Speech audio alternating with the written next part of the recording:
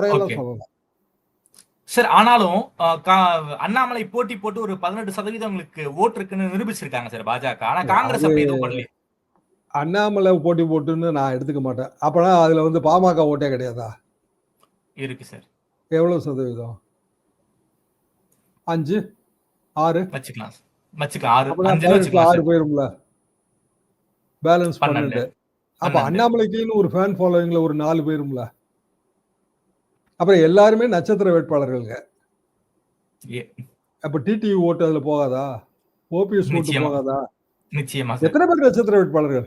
ஆமா. எல்லாருமே சில லட்சங்கள் வாங்கியிருந்தாங்க. அண்ணாமலை உட்பட. Easy sir. அண்ணாமலையே 4 எஸ். லட்சம் இல்லைங்க. ஆமா. அதெல்லாம் கழிச்சீங்கன்னா பிஜேபியோட கோர் ஓட்டு எவ்வளவு இருக்கு? 18%ல.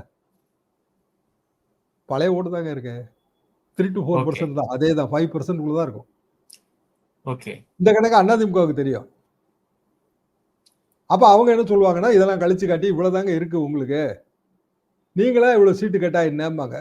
பிஜேபி என்ன நினைக்கும்னா, நம்ம ஆதரவு உள்ள தொகுதியில 4 எம்எல்ஏ ஜெயிச்சிருக்காங்க. ரைட்டுங்களா?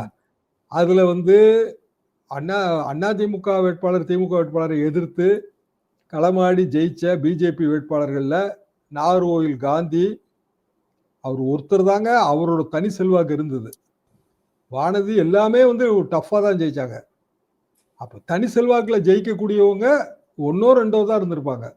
சார் நயினார் நாம தனி செல்வாக்குன்னு சொல்லலாம்ல. ஓகே. நயினாரையும் நான் ஏத்துக்கிறேங்க. சரி 2 நயினாரும் காந்தி அவர்கள். காந்தி அவர்கள். அப்போ பிஜேபிக்கு இழக்கிறதுக்கு எதுவும் இல்லை. அதிமுகவுக்கு இழக்கிறதுக்கு நிறைய இருக்கு. அதான் பிரச்சனை.